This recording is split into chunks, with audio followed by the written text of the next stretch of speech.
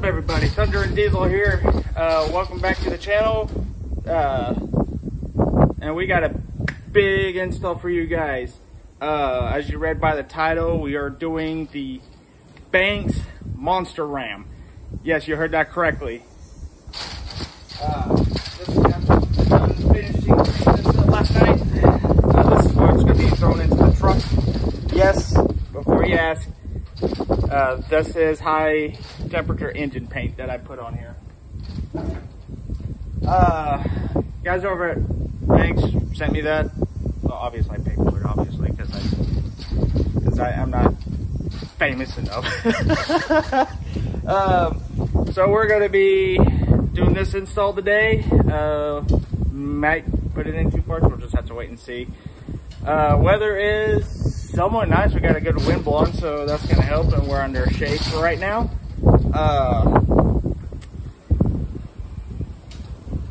Before I continue, we're going to be in some close quarters, so now would be a good time to, remove any accessories like watches or necklaces, all that. You don't want to snag some on there, break it.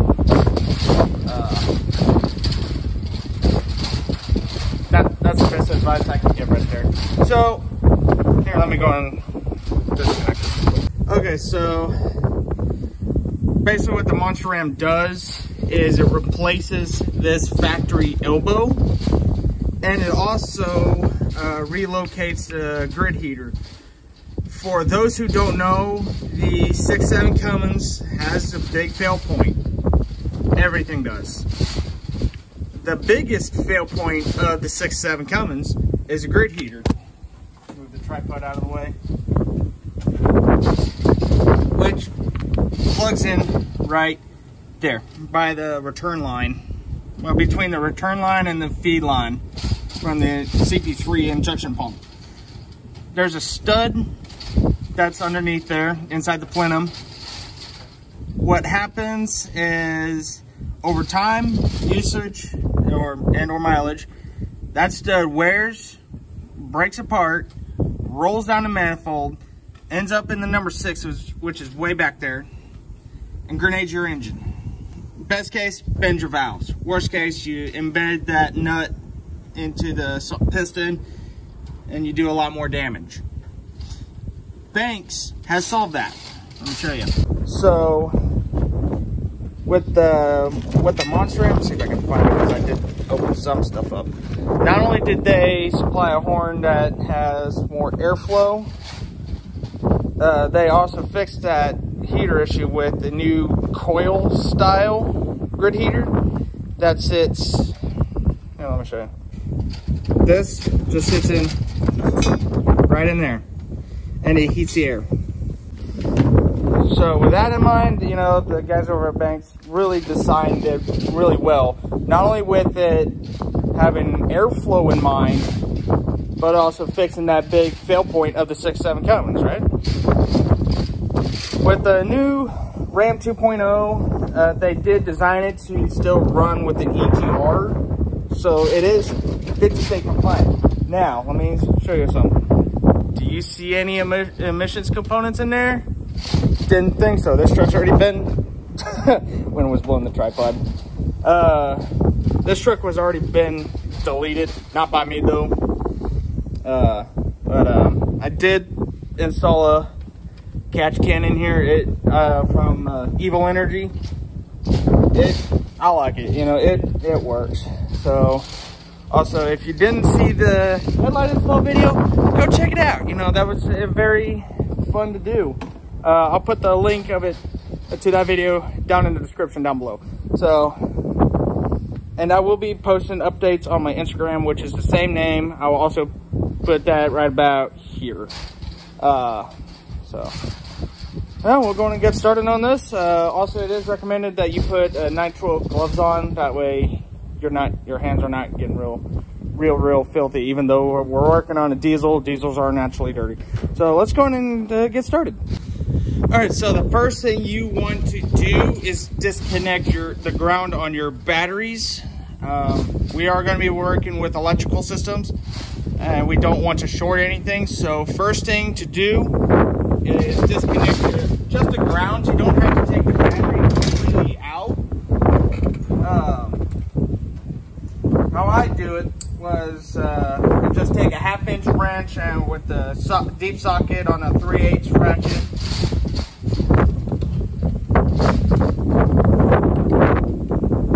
Get it in there. There you go.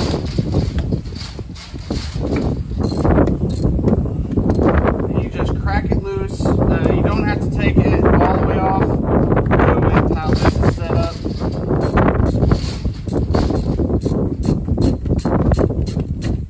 I would use power tools, but sometimes it's better to use hand tools because you can do this with hand tools.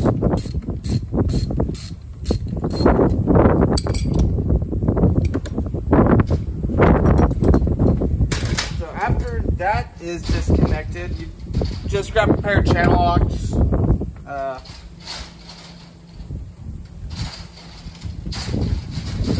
Lift and pull, and make sure you get the ground post quite a ways away from your post. You don't, or anything metal. You don't want to hit anything that was metal.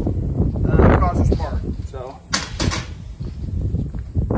that's the first thing you do right there, is just disconnect the ground on your batteries there. Okay, now with the batteries disconnected just on the ground, I might end up taking the driver's side out. Now, in the instructional video or just in papered instructions that they sometimes supply, you gotta take out the bracket that sits right here that has a shield on it. On this, I don't need to, because I already took that out when I was doing the crankcase filter. Shit, I want to say almost 2-3 months ago. So I don't have any EGR related things to worry about.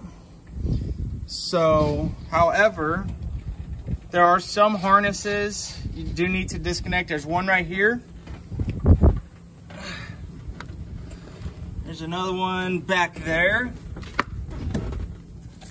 Way back there, and then you got this harness right here that you need to disconnect. And then you also have these two PCV hoses here that you also need to disconnect from the block, from the valve cover, whatever. And then after that, we'll get this dipstick. We'll get that disconnected from the OEM horn. See, the delete was done by Sinister Diesel. I think. And then over here we got a few things to work, take off. We'll have to take the boost tube off of the throttle valve, and then all this comes out as one piece. See, there's one sensor right here. There's another on the back side of the crest. Those come out. I think that's it for sensors to come out. And there is something, yeah, there's another one back here that needs to be disconnected. Also, all the fuel lines come off the rail. For the number 6, you only disconnect it from the rail and you just get it out of the way. That way you can get the old rail, the fuel rail off. Then you get the old plenum, which is sitting right underneath the horn. So I'm gonna go ahead and double check with the instructions, see what else I need to disconnect. Alright, so after consulting it, one of the next things you do after you get the EGR stuff off and the heat shield for that, if you had it, that is to disconnect your the grid heater cable, which is a 10mm. Scheisse. Okay, where'd it go? There you are, right by the tire.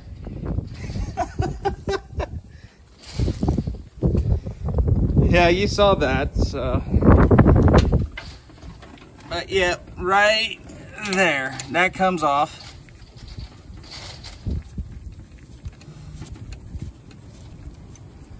And you are going to be reusing that cable. So go ahead and get in. Sometimes you might need a magnet. Nope, I think I got it. Yep, got the nut. So that there is disconnected. So I'll go ahead and remove that. And now the grid heater, the stock grid heater is now disconnected. So we're doing something right now. Okay, so the dipstick bracket, which is right here, that comes off. I think that's also a 10 mil.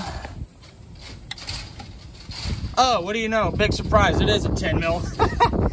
So let me go and grab a short socket, because I wanted to grab a deep 10 mil for the, go over here to the toolbox right here. And unfortunately, I still got the ratchet right up here on the block. So let me go and get the tripod on here. All right, so got the socket and the ratchet on the bracket for the dipstick.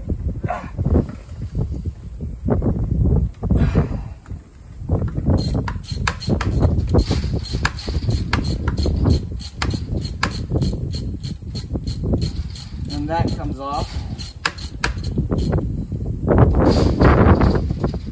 Like that right there. And now your dipstick is no longer attached to the elbow, as you see there. All right, so the next thing is you're gonna want to start removing the, loosening the clamp for the boost tube that goes into the elbow. It is an 11 millimeter.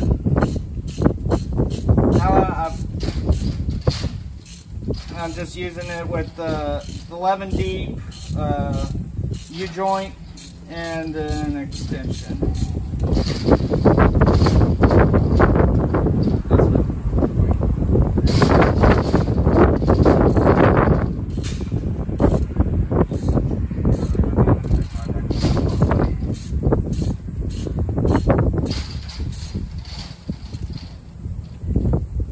Okay, now with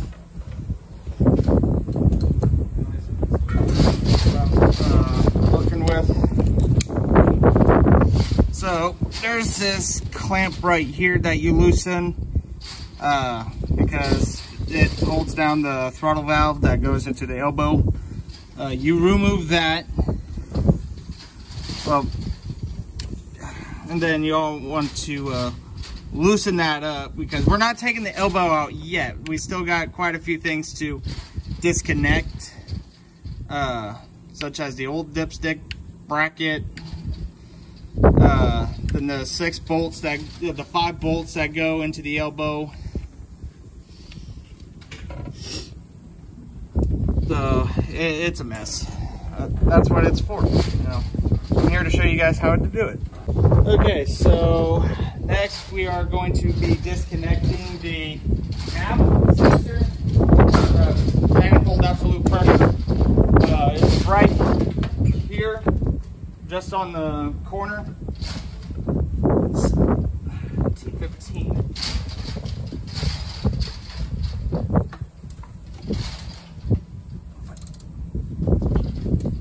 Oh, that thing's already loose.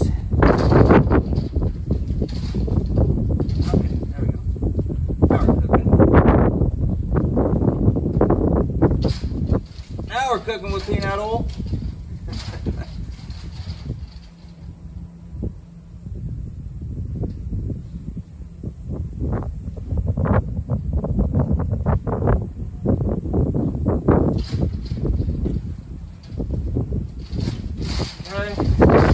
Disconnected. And also, for the love of diesel, do not lose these. These are very small. They do not send new ones. So Okay, I got the bolt that's holding in the map sensor out. I might have to pry on a little bit. Now the next thing is to get the forwardmost PCV hose off. And then next step after that is to remove the bolts that are holding the horn to the plenum. Okay, so let me show you what I'm at now. So, yes, these are 10 mil. So, got the forwardmost PCV tube off. About to loosen up the bolts for the OEM elbow. So, it's just a 10 millimeter. Oh, that was the first time I started cracking it. And it just comes off like that. So, also we will not be reusing these. Banks supplied new bolts for the Monster Ram. This time for 6 of them. See, look at that. This is what was in there. All right, so now we got the old horn disconnected from the plenum. Hang on, there's something in here.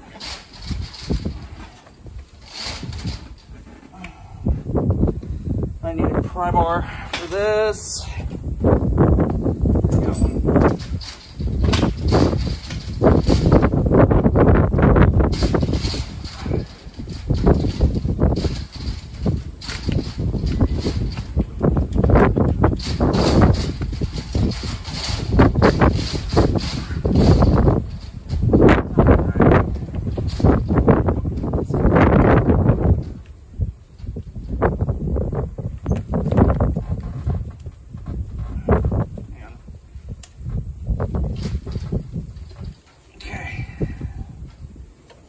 Out.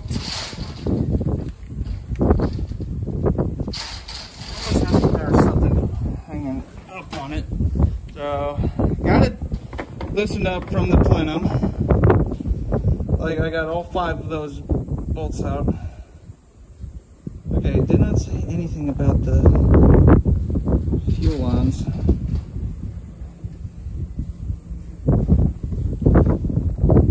All right, let me go and look at this further, see if I can figure it out. Okay, I found what my issue was. There was another bolt that was right here holding it down. Didn't know it. Golly, look at all that. Look at all that soot buildup from the EGR. There's a little bit in here at the throttle valve. Damn. Goddamn, son. Got the old horn out. Well, good news, I got it out. And man, look at that difference. See, there's the OEM. See how it has all these sharp angles here? Compared to the Banks, it's more smooth, more curved. The guys over at Banks really did good on the design of this, I would say, you know. Hang on. So the guys over at Banks who are watching this, good job. You know, you're all about to watch me get this daggum thing in there. So then I have to get everything else out. So, before I get that in there, I'm going to have to carry over the throttle valve and the EGR plate. And I think the blue would really look good on here. Frankly, because, you know, I got a blue truck. Now I got a blue elbow. Bluish plate. Eventually, later on down the road, I'll do another color, but I'm not going to tell you what though. So I'm going to continue working on this. We'll just see how far I can get. Okay, so where we're at now, got the old one out. I got I'll vacuum that up. Jiminy goodness. Yep, that is not going to get reused at all. Look at all that restricted airflow. So I'm gonna get this out. There's that harness, other PCV, and then that other blue harness back there. I'm gonna go get those disconnected. So here we go. Okay, so for an update, we got those harnesses disconnected. That turned into a clusterfuck. Let me get that out. So, let's flash them. There you are. So, you got those harnesses disconnected back there. Now trying to get that bolt right there. That is for the dipstick. Just trying to get that up. I think the best thing is just probably hit it with some PB blaster on it. See that one right there, that rusted ass bolt. Yep, that's the one. We gotta remove that to get the dipstick moved off of the plenum, which is connected to the rail right about there. So that's where we're at. Okay, so here's where we're at now. So got the old elbow out, and I just got the stud out for the dipstick. Got those harnesses cut. Harnesses, hoses, all. Sorry, just trying to use my brain. Got those all disconnected. Next up, I'm going to be starting on the fuel feed lines, but I do want to go ahead and vacuum that. So, should be our next step. So, all right, so here's an update. I got 2 of the lines off. I got the feed line off of the rail. Got 3 bolts out. The fuel, the fittings that are on the lines that goes into the rail.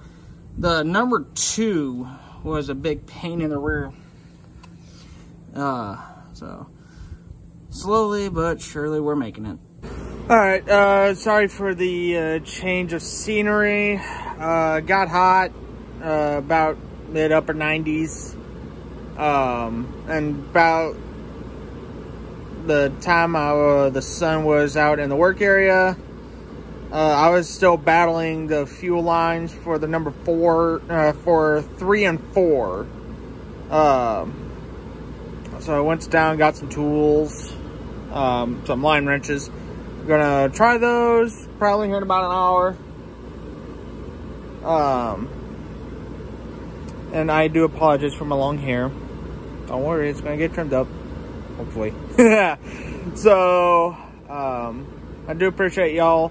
I might get everything disassembled tonight and then work on the reassembling tomorrow. So, I'll just have to wait and see.